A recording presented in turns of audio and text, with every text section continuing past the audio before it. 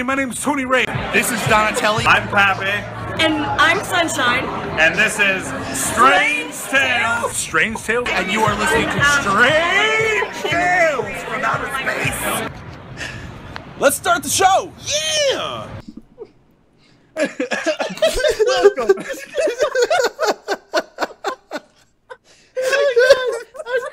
I told them to shut up. I told them I was going to start. And I told them to shut up, and they didn't shut up. And they kept whispering, and I muted it again. Welcome to Strange Tales from Outer Space. Fucking plebs. Brought to you by squeaky chairs and coffee. The fucking plebs. Oh, if you tell me you're going to unmute me, I'm going to troll you. Gotcha. It's your show, so you can go suck a fat one. Well, the best part is that you said it, and he didn't have his headphones on, and he was like, "Okay, sorry, like I'll do." And yeah, he started talking. I was okay. Anyway, man, my face hurts. No. Strange Tales from Outer Space, a trio of internet basement dwellers that bring you the news and views every week from WildStar Online. Look at your beard and tell me differently. Look at my what? Look at your beard and tell me differently. What's wrong with my beard? I think I'm kidding. My name is Doc, and I have always with me Krug. Hi, I'm Krug, and my beard is magnificent. And Indigo. And Indigo. I'm Indigo, and I can tell that the coffee has finally hit Doc. Right? I literally I bought a cup, this whole mug, like to the brim, within the 40 minutes between Quarter Up and STOS, so I'm a little jazzed. No one gives a fuck. Right? Oh, well, this show would suck if that's the case. Krug, how was your week? My week was great. I was moving servers all week, and it was really fun. And then I thought I got fired. But I didn't. Yeah, I thought I got fired, but I didn't. So one of the people that works for my company walks into the room and says, "Hey, thanks for doing all this work over the weekend, moving all these servers." And I was like, "You're welcome." And he's like, "Yeah, don't bother coming in on Monday." And I was like... That's the nicest firing I've ever heard of. You know, he probably was getting you back for the time that you told another person that you work for the company that you were putting your 2 weeks in. That was funny. I said I'm giving him 2 weeks notice because I'm taking a vacation. That's what I said. But yeah, so it ended up being that he wanted to give me Monday off, but he had a very, very stupid way of saying it. So I'm not fired. So my week was fucking fantastic because I still have a job. So that's where I'm at. Sounds fine. Indigo, how was your week? My week was great. Got to go do the basement, which was super fun. Really enjoyed that. So for those of you that don't know, the basement is a 45-minute timed basically puzzle or quiz that you have to do with a group of people. And if you don't, it's themed horror themes. you all die. Yeah, actually, the theme behind it is that after 45 minutes, if you don't succeed, the serial killer pumps gas into the basement in which you are in, and he comes down and kills each one of you and eats you. I want to do this. You want to do it and fail? Does the failure excite you? No, there are some people that I would love to take to something like this and just see how they react to it, knowing like that's the failure state. Well, Indigo has to go again because I didn't go this time because I forgot to buy tickets. So yeah. Well, I want to go again, but it was a group of 12 people, and there are other ones that are smaller groups, and so I'd really like to do one of the other ones, and so it's a really cool premise. It's all horror theme. There was an actor in there that was running around screaming, which was really fun. But it's all like brain puzzle quizzes, you know, like, you know, there's blood splatter on the wall and it says, you know, I'm not going to give anything horrible away, but, you know, there's blood splatter and it says when the temperature rises, blah, blah, blah, is your only escape. And you're in this tiny little chain link fence, and the only thing in there is a thermometer on the wall. And if you take the thermometer off, there's a key and it allows you to exit the cage. Ooh. Like that's your first like spoilers. Quiz. Jeez. Yeah. If you don't get it, if it takes you 45 minutes to get out of that room, I'm thoroughly you deserve to die. Yeah. You would never live in that movie anyway. No. I love Halloween because of stuff like this. Oh yeah, absolutely. So that was a ton of fun, and I had a great time doing it. So yeah, that was my week. Doc, what about you? Now that you're finally awake. Now that I'm finally awake, I've worked a lot this week. It kind of ebbs and flows. I didn't get a whole lot done, but I had a fantastic weekend. I just haven't had a chance to play any games, and I'm okay with it this weekend. I've been kind of away, so I do apologize in advance that I might not seem as on the ball with the notes this week. So, but we have some pretty cool stuff to talk about. I'm just gonna keep it at that. And I know last week everyone said on the straw poll, do internet speed dating. And there's a story I'll tell after the podcast, or for people that are on the stream. It's not as pleasant as it sounds. But let's continue to the strange tales of this week. So first and foremost, we do know it's our first full week back into free-to-play, reloaded the game update. Yes, it's free-to-play. Some of you people should really go out and download it. Just saying. We did get patch notes, but nothing big in the sense of class balances and whatnot. And that's kind of what we're really looking for when we're talking about it more in depth on STOS. A lot of it is fixes on some crashing stuff for the launcher, UI issues that got cleaned up. So it's not a whole big thing. We're going to put the link in the description, and we're going to put the link in the show notes. We do implore you to check it out. Obviously, you'll need an account to view it because it's going to be from the official forums. But hey, it's free. You can go do it now. Actually, that's not the case anymore. Oh. Yeah, you can. Just yeah, it's just open, right? Yeah, so you can just go. Even better. You just click the fucking link and then you're there. Welcome to the future, guys. Magic powers. Even better. Magic powers. Yeah. So it's official live patch notes. Nothing for the PTR that's been fixed. We haven't had any information yet about the next game update. And I don't think PTR is currently up.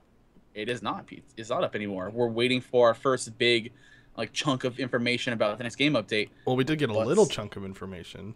Well, Speaking of which, Krug. Oh, we got a leak. Well, that's not what I'm talking about. We did get a leak, but that's not what I'm talking about. We'll go into the leak later. Don't worry, guys. The piece of information that I'm talking about is a post about economy and trade skill changes that I'm actually kind of excited about. Like, most of these are really cool. Did you guys have a chance to read through them? Yes. I'm thoroughly excited about a couple of them. Yeah, it's a lot of really good quality of life things that they're looking to implement. They didn't give a timeline. They didn't give any expectations of when to see these things, although they did say that these things will be going on to PTR before they make it to the live server. So oh, of course, we'll have a chance. And as always, this is more of a disclaimer because this whole part right here could completely change and not exist. Oh yeah, absolutely. Yeah. And that's the whole thing about saying it's going to PTR, which is like, okay, we might change the way this works, and we might decide that this isn't working at all and not do it. There's so many different outcomes. And my favorite part about these changes is that the fact that there aren't any numbers associated with them, they're more of ideas. That's the other thing we have to Oh, sure, yeah. Is that they're not like, oh, you're going to get 1.7, because that makes things more real. This is just like, hey, this is what we're looking into. This is what we've seen people on feedback, and they're talking about stuff like lowering the cost of common, uncommon, and rare dies. I was going to say that was my favorite one, hands down. I should not have to play 6 plat to dye something white. Like, what the fuck, guys? Hello? That's part of the gold sync, though. That's just the point of it. That's the point of the dying, is whatever. Anyway, there's some really, really fun stuff. Like Indigo said, what was it? The ability to extract runes from an item with gold. Yes. Instead of just having it destroyed, which they're playing out the idea of making it gold free, like just free to destroy an item, or removing a rune. Sorry, you now would be able to extract it, and then it kind of synergizes with another idea. Yeah. Well, so there are two things. I think it was a little unclear what you said. You'd have two options. One would be to destroy the rune, which you would lose the rune, but it wouldn't cost you anything. It would just disappear. And then extracting it would be you keep the rune, but you have to pay an amount of money for that service. Which is cool. Which is, that option is great. I mean, we have to see like how much that stuff costs first, if it's like really cost prohibitive, or if it's like something you can grind out in a day and like re-rune your stuff. I hope it's not, because this is the thing is that if you're playing and you get a piece of gear, my big problem with runing, especially low level, is that I'm losing that rune at the end of the day.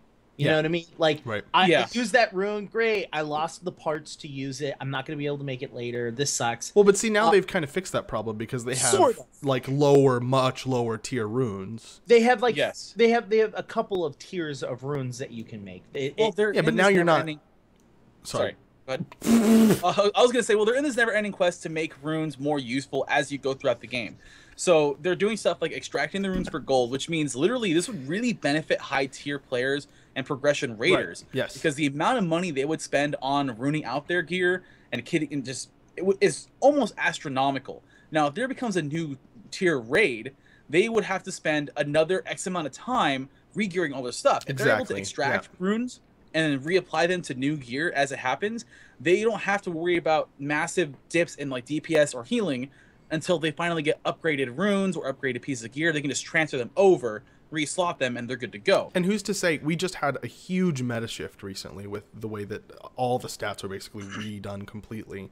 Who's to say we won't have like a smaller meta shift down the road that will affect what runes are optimal, what runes aren't optimal, and to have to like lose out on all of that, currency or all of that time in order to get all of those, rune slots back into a place where you need them it's ridiculous. And it's all because they decided to update the game and change the amount of damage one assault power gave you or something, you know what I mean? Like, yeah, there's so many. We should clarify. Go ahead. Sorry, finish that up. I apologize. The coffee's getting to me. There's so many ways they could change the meta, and so many so many different things they could do that would change the meta that it doesn't make sense to not give people an option like that, basically. So I was saying, and now I lost it because Indigo decided to crack me up and lose my... Oh yeah, here we go. So the last little bullet point... I'm sorry, the coffee's getting to me. They're talking about adding in a vendor that will allow you to essentially trade in lower tier runes for higher tier runes. And we should also slightly explain this because we have more new players coming in. You might see this by level 15. You'll start getting these runes and rune slots in your gear, which will allow you to augment the abilities and powers, maybe extra specials you'll get while you're leveling and doing damage or healing. So that's what a rune is. Now, the cool part about this possible vendor, this trade-in vendor, you can spend the time if you want to and just farm a ton of old school runes. And if there's like not a weird guideline rule, but you can and can't do with them, and you could probably hit yourself out with decent sized runes. Obviously not divine and pure because those are super high and only available in raids. But if you wish to spend the time, you could probably, rune yourself out pretty decently or save up a ton of runes until you get to 50 and then give yourself a fresh set of pretty decent runes to go with. That will only be on PTR first until they realize what they do and don't want to do with it. And then it might go live. But as always, if we are talking about anything from PTR or that might go to PTR, it is all subject to change. It might be gone by the time we talk about this next, or it might seriously just show up randomly in a live game note. Who knows? So keep that in mind with economy and trade skill updates and for the next game update. So let's move on to other game update possible things. The leak. The quote unquote leak. So a quick story about this, and I'm going to tell it because Doc is going to skew the story in his favor because it's about him. So we found this photo, or Doc found this photo on Twitter. Donatelli posted this saying that he's testing a new zone, basically. So we're looking at a new zone. And so he comes in to chat with us and says, "Oh my God, guys, Donatelli leaked a new zone." And we were like, "Oh, let's see." And it's just a Twitter with a picture, and he's saying this is a new zone. It's not a leak. Like Indigo and I immediately. It's not a leak. Not what a leak I can't is. even officially say it's a new zone. He's just showing a new zone. Mountain. Yeah. Climb It's called every mountain. It's called advertising. Yes. That's true. It's for those of you that don't know or who are listening.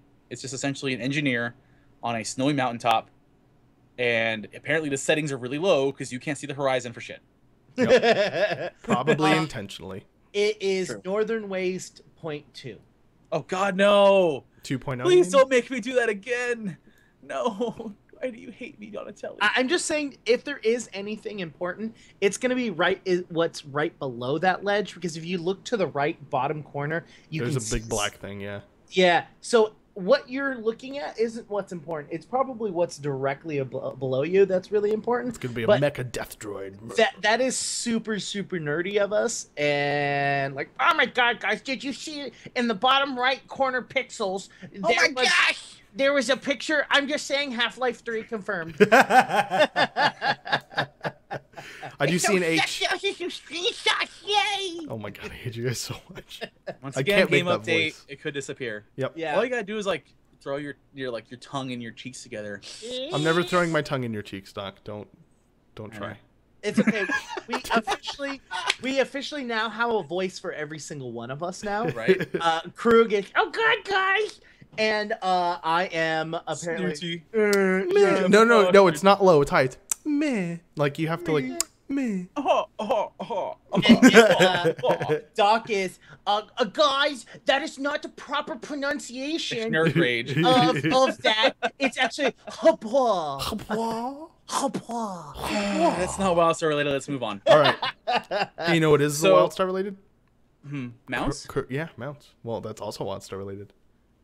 So going from one Twitter to another, Pappy has put something up of a personal wish list, and I kind of agree with him on this. Yep. If you guys do not know what this thing is, image we're going to show, it's a Kurg, and a Kurg is normally a pack animal that the Lops have brought over. So we've already seen the Snarflinks.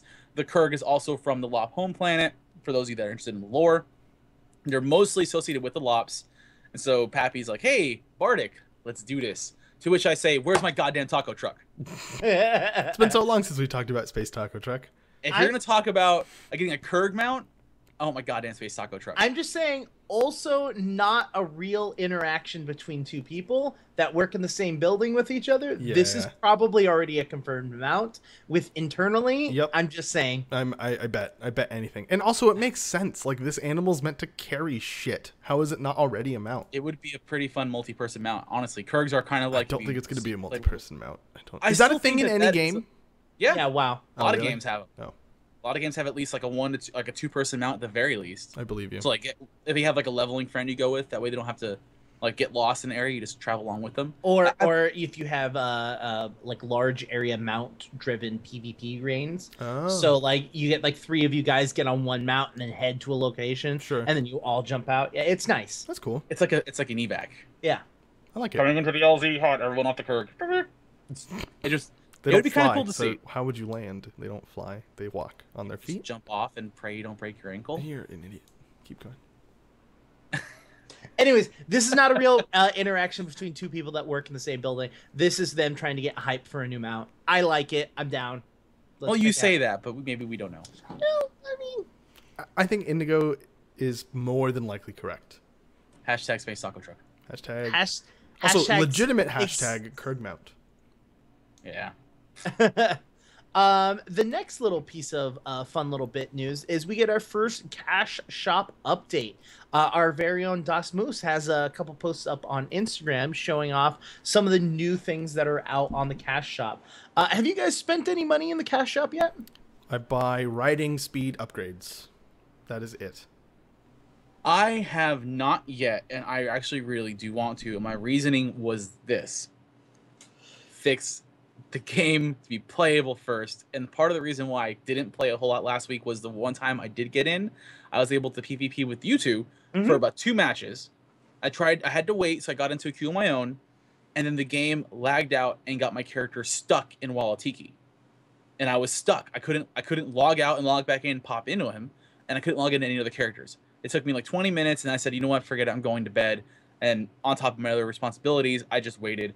I was able to get back on today and play around for a little bit. I'm so glad that all these issues are goddamn mostly fixed. High ping is a different story, mostly on my end.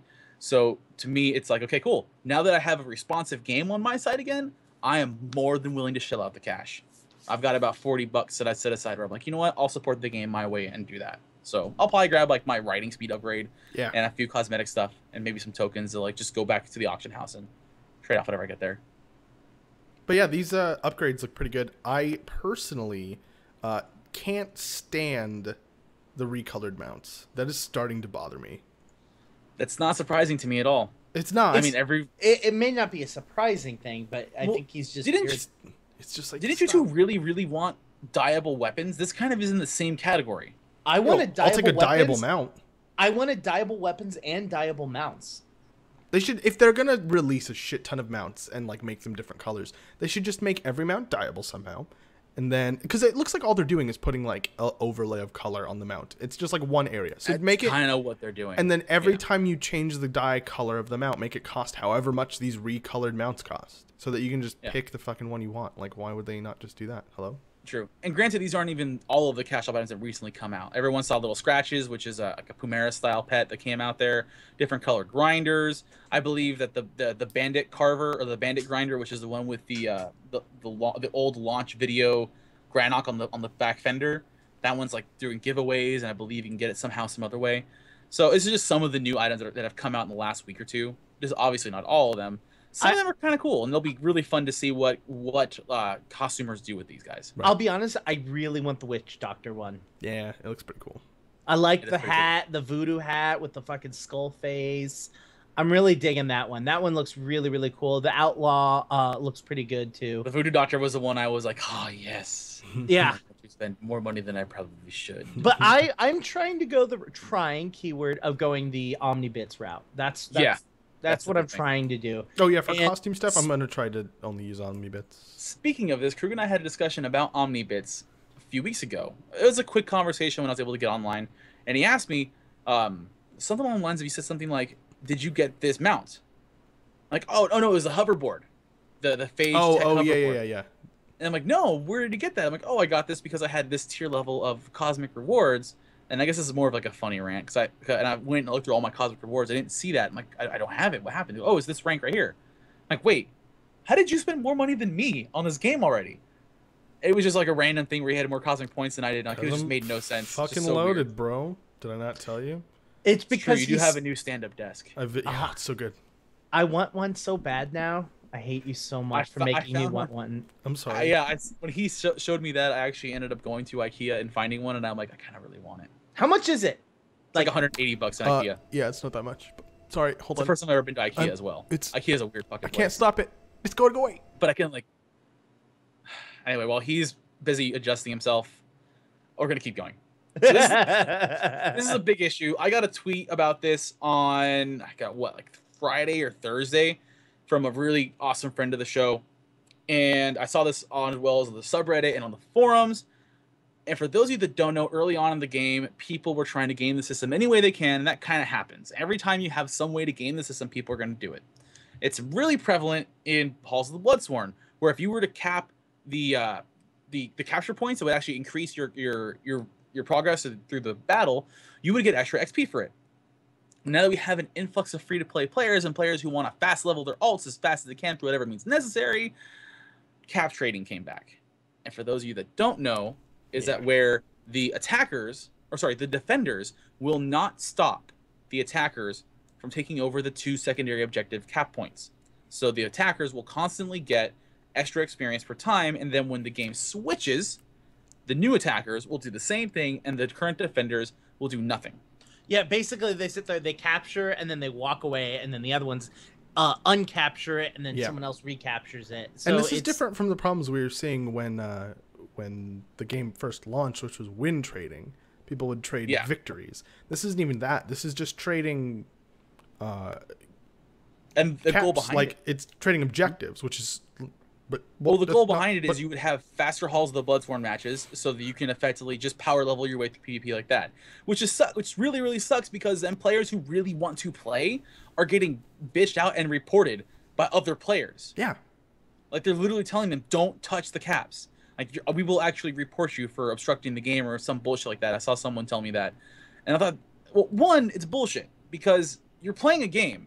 I totally understand the path of least resistance that players play, that they do for themselves, but at that point you're actually impacting the game itself for other players other than yourself. Right. Go ahead and stack the deck in your favor however you want to power level, but if you're impacting other players' ability to enjoy a game, I don't care whatever you do and don't like about Halls of the Bloodsworn, the fact that you're actually going to intentionally screw the game over just to get an extra level or two out of your experience out of the way, that's kind of like, it's kind of bullshit. Well, and all that having been said, Carbine took at least some kind of action in order to remedy the problem, which is they reduced the benefit you get from capping a point to just nothing. Practically nothing. Pretty much nothing. No, they got rid of the reward. There's still a reward for capping. You get like 0.01% of your XP. It's tiny. Yeah. It's practically nothing. Really. Yeah, it's practically nothing. But so they did that. And they did say, however, that is a temporary fix until they figure out how they want to deal with the problem. So they admit it's a problem, which is a good. That's like the first step towards recovery. They put out a temporary fix for it that isn't, I will admit, not clean at all, because I'm going to PvP a shit ton tonight. I'm curious to see how many times I'm going to level, but it probably won't be nearly as many times as I leveled last night or the night before whenever I was on. And then they're gonna work on a real solution and take away their temporary solution and put in a real solution. We just have to hope that they remember to do that. What would be a real solution for this though? I don't have a problem with getting rid of the XP bonus. Like I legitimately don't find that there's an issue with that. I think they want to keep the level of reward for doing PvP the same. I don't think they want to reduce the reward. They just have to figure out how to do it correctly. I saw a really good idea on the forums, which was put a cooldown on that reward. You both kind of go. Yeah, but that doesn't change it because so there's Halls of the Bloodsworn is what 10v10. Yes. So you have 5 people on the right side, 5 people on the left side. First person goes, caps the side. Then they walk to the back of the line. The other team uncaps it. Then the second person in line caps it. No. Like for the whole team. Like, this has been capped. It cannot give experience for this amount of time to anyone. But that's worse than what it currently is. I don't Because think so. what How if many we're times do objectives we're change hands? It's not very much. Yeah, it does. If we're legitimately playing and it gets capped and then it gets uncapped, I'm going to be fighting to get that recapped. And if I get it capped and I don't get a reward for it, but the dude that capped it before does, that's horseshit. Well, then maybe the reward is spread across the whole team. Because technically the whole team's contributing to that cap. Whether you're distracting someone or whether you're like actively pushing the button, everybody contributed. So but whenever then why the does team it matter?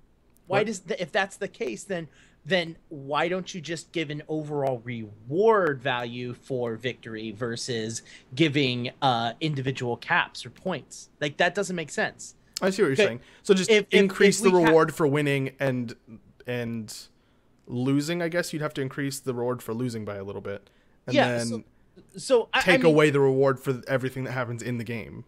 That makes sense. Then people will just go back to win trading, like, to be perfectly honest. Yeah. There's no clear-cut answer for it. Yeah, this is why they had to put in... Yeah. This is why they put in a temporary fix, I think, because there are a lot of different things they could throw at this, but they kind of want to make sure that the solution they find in the end is going to be the right one. Yeah, there's no point of giving an individual reward for completing an objective. If your team goes and does the objectives and you win, because that's the only way you can win is if you do the objectives, then your team is going to get a larger reward. But again, then people will just go back to win trading instead of cap trading. Yeah, it's true. I mean, if you don't give out an individual reward after, I think if you give it out after the fact, it might be a little bit better. Like, once the game is ended, you see something like most damage dealt or most caps assisted on or most blah blah blah. And then we get like a tiny fraction of experience. Oh my because God. the idea is not hold on, really quick. Really quick, I have to point this out. Tech and Dagger says I just played a game where somebody had 109 caps in one game. That's disgusting. What? That's bullshit. That's disgusting. I did not realize that it was fucking that bad. That's horrible. God. Jesus anyway, Christ. They essentially, all in all, that for the most part is done. Like I said, once again, they've been super quick on this stuff. And yeah, we have some people complaining. And no, one person did complain or a few people did in the subreddit or the forums, like, oh well, now I can't do this, blah blah blah blah blah. Well, and I've tried my best to play this game fairly and blah blah. And my response is, one, if you say you are doing it fairly, I'm sorry. As another community member to another one, that fucking sucks, because the work you put in to try and better your own skill set and to end the game faster and be an asset to your team was out the window because of a few bad seeds who just wanted to jerk themselves off for how fast they can get to level 50 and then try and reap the benefits of all the renown, or all the not glory, prestige they get. 40 currencies. I'm not trying to doubt you when you say that, but maybe you are part of the problem. Well, but this is my issue. You don't know the person. Don't tell them that. I don't know the problem. This is my issue. Is they are talking about how they weren't getting as much experience now as they were before, and now it's not viable to level via PvP. I'm gonna tell you something right now. It is 100% still fucking viable. Full advantage of it. When Krug, because I like playing with other people when we PvP. So when Krug and I PvP together, like, he sometimes will get, like, the other day he was 2 levels ahead of me. So I stayed on a little bit late, and I was leveling through quests without him, and it was way fucking longer than it was to PvP. So sitting there saying that, oh, it's not viable anymore, blah blah blah, that's bullshit. It's still completely viable. You can still level, even if you're getting, like, I think the numbers they're saying is like, I used to get a full level and now I'm only getting 28%. 28%, you play 4 matches and you level. Like, that's really good. But and then you PvE in between, or you don't, like, whatever. Honestly, I want to wait and see what they do, and I hope they change it from what it is now. I don't think what it is now is a good solution. I think it's a good temporary solution. I think it's good that they act as quickly as they did to prevent that bullshit from continuing. 109 caps is fucking retarded. That guy should get banned. And we'll see what happens. Yeah, and let's move on to the next part, because that's just ridiculous. We needed to talk about it because it really was the case. Yeah. Oh, great! It's the part where I get to go sleep. It's my favorite part. Yourself. So Corey Hurden came back for more lore. Yes. And the best part was he didn't just kind of reopen the lore thread. Are you bringing a blanket? Do you have a blanket? You know what? Screw him. I'm gonna keep going. So Corey Herden, for those who don't know, he's a voice of Phineas. He wrote a star. He came back to subreddit and said, "Hey, I'm gonna answer more lore questions for you guys. Yay!" And not only that, he actually came back to the old thread and brought those questions back in to convey them. Now, once again, the main topic of discussion happened to be the free bots, the Macari, and the Grandmas. And it's a lot of really cool stuff, like interspecies relations, like stuff like how do the Macari talk with the free bots? How do they handle themselves? Are the Cassian politics really as Shakespearean or George R. R. Martin as they appear to be? You know, what happens to the different subcultures of the Granok? So I strongly recommend, if you just kind of want to know more about what makes this game tick and the inhabitants of the game, definitely go to this thread and read it. Not all of it's 100% official lore. It's from a guy who has a deep understanding of the lore, and maybe at least one perspective of the lore and probably a bias on it. But once again, Corey Herden knows what he's talking about because Isn't that how history is written? By the victors? That is very true.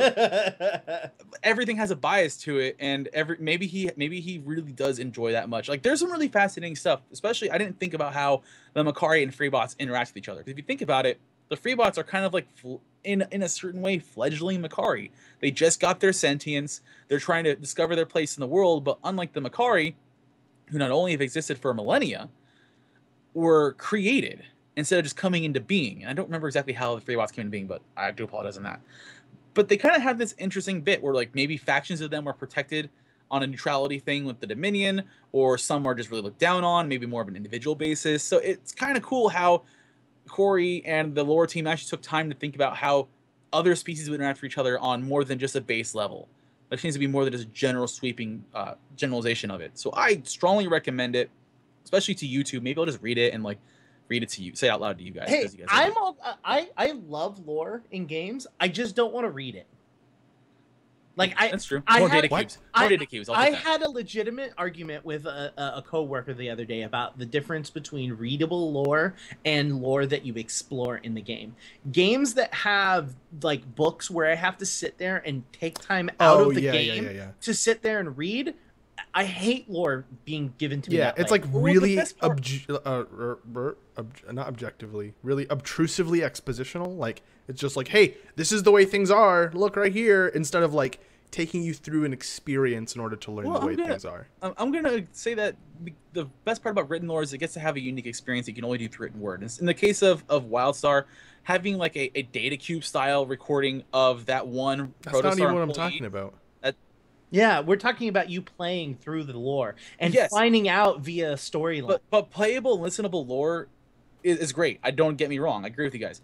But readable lore is something that still can bring a unique perspective. Like I was trying to say, the Protostar employee that has an existential crisis, that kind of stuff, that would be largely unnecessary in a viewable, readable lore sense. But if you happen to find this book, a literal journal of this creature who was transformed against his will for the most part into a clone of another creature and is fighting an existential process in itself in a cartoony game, is kind of unique. Bioshock. And also, okay, I got another counter for that. The Lusty Argorian. I don't know what that means. It's for anyone that plays Elder Scrolls, the Lusty Argorian barmaid. I'll just leave it at that. And there's no way that thing is awesome in a viewable, listenable sense. You have to read it. Because it is trashy romance. Bioshock, you find these recorders and you listen to people talk. You can skip them if you don't want to, or you can actually sit there and listen to them. And it is just that. It is journal entries, don't have to do anything directly dealing with the storyline. Some of them do, but not all of them do. And you can sit there and have the exact same thing, but I get to listen to it. I don't have to sit there. I can still go and play and fight and enjoy the game, or even craft while I'm listening to an audio version of what I could have been reading. That's my issue, is that there are, I agree, having to play through the Protostar guy that kills himself because he starts to become, or not, he doesn't kill himself. Sorry, he dies accidentally. But like, yeah, I agree. There's no storyline. I can't play through that, but I can find a data recorder that has that same information. You know what I mean? Like, don't make me have to read. Don't make me have to take away from the game to enjoy the game. That doesn't make sense to me. I also have a question for chat and for podcast listeners, and we'd love it if you can tweet it. This is super impromptu. My co-hosts don't obviously know that. This is just spur of the moment from this discussion. What's different than normal? Let us know if you actually like and prefer. What are you doing? I'm getting ready to do something complicated. No, I know what he's gonna do. Let us know if you would actually prefer readable lore or something that you would rather just listen to and or watch and just kind of not distract yourself from the game, or do you actually prefer discovering this stuff and taking time to piece it together and read it? So simple. So if you want to answer that question, send it to _Q times and throw the hashtag lore. Or Loremageddon. No, just lore. Oh, It's easy. It's short. Hashtag lore. That's fine. Hashtag lore and tell us what you guys think. Yeah, that'd be great. Be kind of fun. And we'll see what we have some responses to next week. Yeah.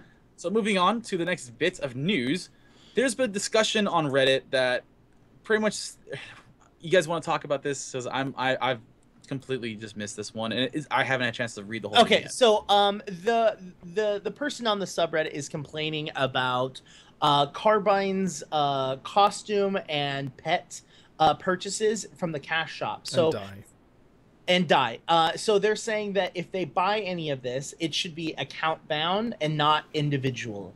I'm actually on this person's side. If I buy a mount, if I spend real money and I spend, for a pet and I only get it on one of my characters, I'm less likely to buy that than I would if I got it across all of my characters. And I'm on their team too. I think the reason they're not doing that is obviously so that people spend more money. Because if they, buy a costume and like it and they want to put it on other characters, they have to buy the costume. Actually, no, I take that back. The costumes are account bound. Yeah. The costumes are account bound. Every single costume is account bound. Pets, mounts, and other hilarious / utility items. So utility items I'm kind of hit and miss on. Yeah, anything cosmetic, like mounts. Let's take mounts, for example. So you buy a mount, you like it, you want it on all your characters, you have to spend a fuck ton of money. So I think a good way of doing this would be, so in the costume shop, you have the ability to unlock an item. Why don't they make it so that you can unlock an item? Oh, but you can unlock it for your whole account. That idea doesn't make any sense. How about this? So say the Snarflinks. So Snarflinks is not account bound. It is character bound. Right. Now, would it be more beneficial to have an option where, hey guys, because this was tied to a specific character in the past, has a unique rule set to it, would you be willing to spend Omni bits and or Endcoin, because that's really what they would do, to make this mount account bound? Yeah, or if they do like a discount for single character purchases, and then they do like, okay, this is the price for the account bound version of the thing. Yeah. But then they can't make the price that high because then nobody's gonna buy it. And I think the reasoning behind it, I agree, is that they want people to buy the same items for each character. Everyone needs to buy the mount speed for each one of their characters. But I honestly feel that with the pets and the mounts, that they're not going to get that repeat traffic with those things. The mount speed, I can see them getting return traffic with that. People buying the mount speed over and over and over again. But if I buy a mount or a pet for a specific character and I don't get it across the other ones, I don't know if I'm gonna spend the money to buy it again. That doesn't make sense to me. Okay, so let's see. If I have to buy the pet, I would prefer it to be account bound. If it's a pet that's only discoverable, I don't want it account bound. The reason, and it seems kind of lame, like, why don't you just make them all account bound? No. I agree with you 100%. Yeah, and same thing with mounts. I feel like mounts are less utility and more mandatory because people need that movement speed. I believe that the movement speed increase, on the other hand, I'm totally cool with being a per character purchase. It sounds lame, but because you do get repeat traffic for it, it's supposed to be a gold sync and or a omni bit sync. You don't want people amassing a ton of omni bits. The idea is to keep a market on that thing where you can engage how you want future items to come out. Stuff like your housing to core limit and that kind of stuff, I feel it should be account bound as well, because that's more than just utility. That is something that people are definitely spending time and money and effort into. And more an account, like I said, the mount speed boost is completely optional. It has no direct impact on the game, and the housing has a much more direct impact on the game. And I feel like in that case, you need to give them their money's worth. It's cosmetic stuff like mounts and pets, on the other hand. So I think we're all kind of on the same team. We all want to see more account bound things. Like things that don't affect gameplay, like the movement speed If it's increases. Exactly. If it's a super yeah. rare item, like that Snarflinks, I would like to see an option for it, but I don't believe it has to be a countdown. I mean, you can turn around, because I know I agree with the statement that you make, is if they did make it a countdown, a lot of people are going to be upset because they bought the box multiple times so that they could, in fact, get the Snarflinks mount multiple times, or whatever their whole agreement Well, was. maybe not retroactively, but moving forward, I think. Yeah, moving forward, items that are cash shop items are going to be a countdown. Right. Is it time for a PSA? I think it's time for a PSA. Yes. The more you know. So, Indigo and I have been playing PvP. We've noticed a lot of people having difficulty with two very specific things. We wanted to make a little PSA to my favorite, to inform the general population of Son. There's Number one. There's more than two. Okay, well, I have two. You can get to the rest. Yeah. To inform the general population that listen to our show about a few things that you may not know about if you're new to the game. Specifically for being knocked down. That is a state of being stunned. It is called knockdown. Your character will actually be on their back so you can tell that you're knocked down.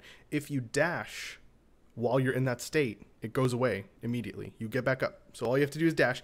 The second thing is if you're in Walatiki Explain to them what a dash is. Oh, So Quick just- double gotcha. tap on your key, Yes. or hold shift to hit an ability if you keybind it to something else. That You only is get 2 charges, by the way, so and use they them sparingly. refill over time. Yes. Over time, yeah. Those are things.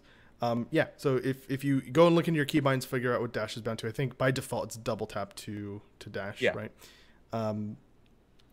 The other thing is if you're carrying a mask in Walatiki Temple and you use an ability that makes you move further, like for example, urgency on a medic or false retreat on a stalker, is that the right? No, Yes. pounce Or is pounce. Basically, anything that displaces you a Yes. massive amount, like void slip, pounce, displacement, that kind of stuff, your mask will drop. Onto Yes. the ground. And then Yes. you will have to pick it up again, and there's no chance that you will pick it up again. If you have to stealth, it displaces you, so you drop the mount. If you have to leap, it displaces you, it drops the last flag. If you spatial ship, it displaces you, it drops the flag. Right. So So you would assume in other games don't that do would be a that. benefit. Not so much in this one. Don't do that unless you're about to die or something. But if you're just entering your base, there's no one following you. Don't drop the mask. Like just take it in and keep it. And for that, the reason is that the idea is to enforce team play mechanics. You're burdened with the mask. You run slower. You can still defend yourself, but you cannot move. You need your team to come back you up. Right. So if you want to go Rambo and Wildstar and Walatiki Temple, you're going to have a bad time. You're going to have a You're bad gonna have day. a bad time. Exactly. The other thing that I find very, very important is that there are some classes that have area of effect abilities. One of the most known Go fuck themselves. one of them is the Esper's release Telekinetic storm. ability. Telekinetic storm, exactly. Where it hits a single target, but a circle appears around them, and no matter where they go in that circle, if you're in it, you take damage per second. Can I say it, please? What? Get the fuck out of the way! Don't Get the fuck away from me! don't stand near people that Okay, are trying if to I- capture objectives. If I am on the flag and I am trying to capture it, and you have this stupid fucking circle around you, don't Get the fuck out of the way! don't run to me. Oh my god, I lost so many flags because they were Guys, like, I'm helping! ah, Okay, this was supposed to not dissolve into being dicks, but apparently that's what we're doing. That one goes without saying. ah. Can I have a PS? If you have a telegraph around you, If there is an enemy telegraph that follows you around, don't take it towards somebody who's in the middle of capturing an objective. Boom. Or in general, just No. just like I like can the Storm see. Helen, take the telegraph, move it to the side, wait till it ends, and come back. You're not gonna miss anything. As a healer, if I have a telegraph on me, I will sometimes decide it is more important for me to be in range of that person to heal them than it is for me to not deal damage to this person. Like, I don't care if I'm dealing damage to an engineer tank. Like, I don't give a fuck. He can take as much damage as he wants. But if that engineer tank is in the middle of capturing an objective, that person over there is going to die. I'm not going to interrupt that shit. Like, he's going to capture that objective. And then I'm going to heal the engineer tank. And again, that person over there, totally dead. totally dead, and I don't feel bad about it at all because I'm protecting the objective. Sounds kind of mean, but yeah, the objective is the name No, of it's the not game. mean. It's just that's how you win the game. You just Now gotta I have fucking a tip, I guess a personal tip. If you're new to PvPing in WildStar, learn to love your utility tree. Yeah. Because survivability in WildStar PvP is paramount. It's nice that you can do a ton of damage, but if you die in 2 hits, what's the point of all your damage? It's the same thing as your travels through dungeons, the same thing your travels in adventures and expeditions. If you need to survive, it's always paramount. And the fun part is your utility tree gives you a ton of stuff. Dashes, interrupts, displacement abilities, extra shields, extra health or something, clones, extra targets for someone to hit. Yeah, bum rushes. play with it. Don't play with it's not necessary. Like I think we had somebody on that said that PvP was kind of a weird meta and they couldn't really figure out exactly what the most optimal build is. And I think, and we talked about this back then, that's because there's a human element to it that you can't really pinpoint. Like sometimes as a healer, I'm not focused at all and I could do without my dash. Yeah. But sometimes as a healer, I am focused all the time and I need 2. So it's kind of like you need to just figure out what the problem is in the game and build yourself towards that problem. Are the healers getting focused a lot? Do I need to really specifically focus on saving myself and then focus on saving the team? Or do I need to focus on like, oh, there's a lot of AoE damage, I just need AoE heals? Or is there a lot of single target damage onto objective carriers and that's the only time they really like come out in force? I need to do single target healing. Like that's kind of how that works. My favorite thing to do, and I've seen other people do this on warriors, and it's not for everybody, but the warriors that are the hardest to kill, they have their bum rush, they have their leap, they have their grapple, they have their concussive grenade, and they have maybe 1 or 2 DPS moves. That's pretty, and the reason why is because if they need to get the fuck out of dodge, they just bum rush, they leap over, and then if they need to pull somebody off the flag carrier, they can do that, and you're actually helping your team far more than just going in there and whirlwinding everybody and hoping you can kill somebody. Right. Spin it to win it, bro. Well, that's actually counterintuitive to what I'm saying right there. Oh. He just likes the phrase. Just let him have it, all right? It's That's okay. very true. You don't need to bring him down. Learn to love and experiment. PvP is the best place for it. And like Krug said, if you die, oh well. Figure out what went wrong. You can change your LAS really, really quickly and adapt to it completely fast. The game will not be over, for the most part, in those 10 seconds it takes you to like take off your, if you're a stalker, a random ruin, and then put on pounce. You can jump back in. You tend to be much more effective for that. So just little PSA tips from the 3 of us. So let's move on to the strange tales from the community. This is my favorite one, this first one. Go for it, Krug. All right, so somebody was questing and they found a mountain and it's called Glitch Mountain, and I'm gonna play it for you in the thing. And it's just look at it go. I wonder what happened there. I have no legitimately. idea. For those It's of you, probably that specific mount on that specific location causes that. right? Yeah. Yeah. It's like the funniest thing. For those of you listening on the podcast, he's basically panning his camera around, and the texture on the top of the mountain is changing from like tree to like, I don't know, some metal thing. Metal. And then there's one where there's like a scorpion. It's weird. You just go to the show notes, click the link. It's the funniest thing I've seen in WildStar. Oh my god. I still like What the fuck is happening? So I also wanted to show off everybody Lordy. something new and fun that we missed off it. It's WildStar's gear progression guide. It's from the community. It's from accomp.me. Yes. And it's basically saying, hey guys, if you're new to this and if you want to progress, come check this out. And this is, we said it before on the podcast, and now you have another written source. What do I do when I get to 50? How do I do this? What is the actual like progression ladder for this kind of stuff? And they basically say, look, renown gear, hit up veteran adventures. People are going onto the subreddit forums more and saying, guys, we love it that you want to jump into veteran adventures so you can get your tombing out of the way, but maybe you should go learn more mechanics in adventures and then come back to the dungeons. Crafted gear has a place in this game. Go check that out and do it.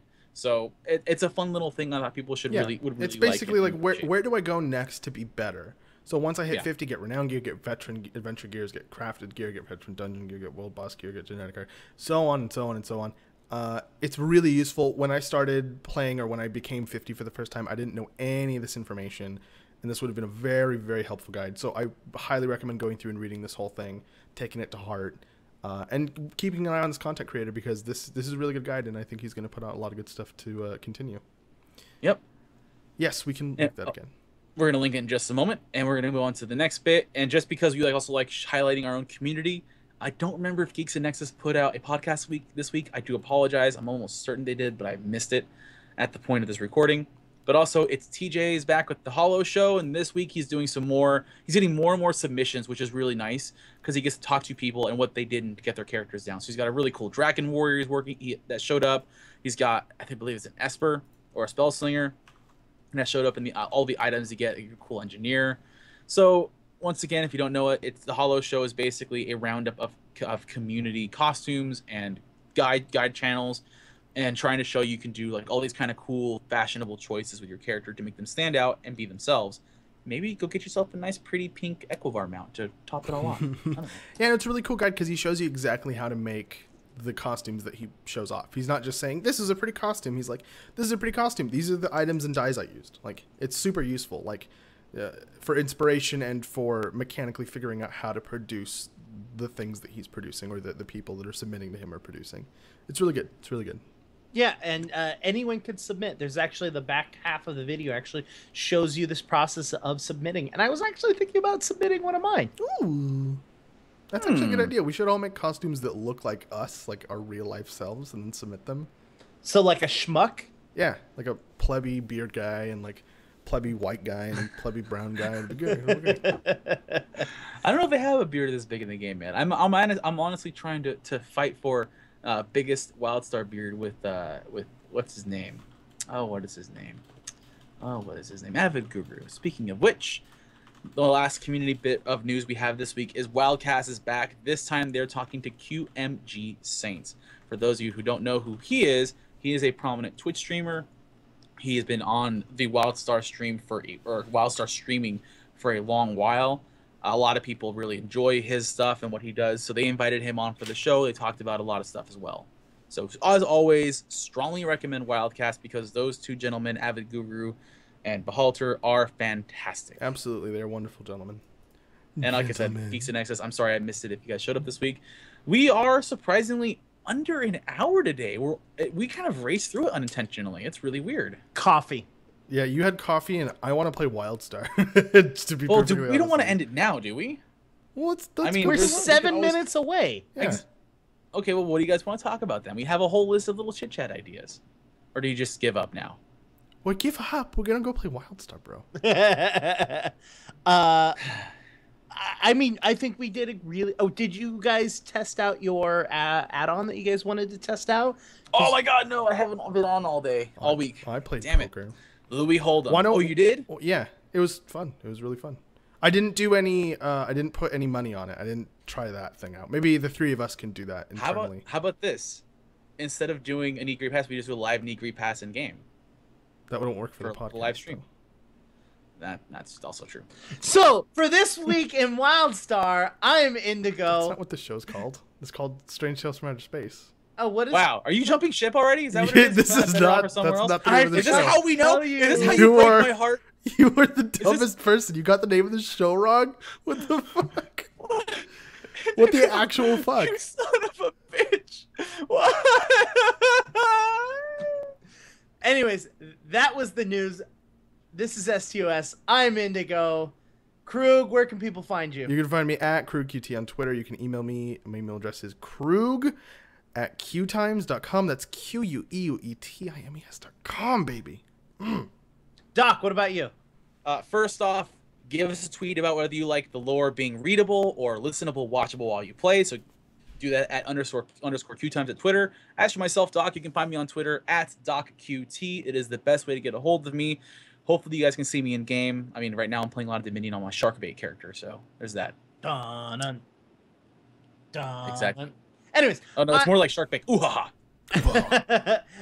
You guys can find me on Twitter at IndigoJonesQT. You can email me at indigo@qtimes.com. You can get a hold of all three of us at STOS@qtimes.com. As for this live stream, we are out.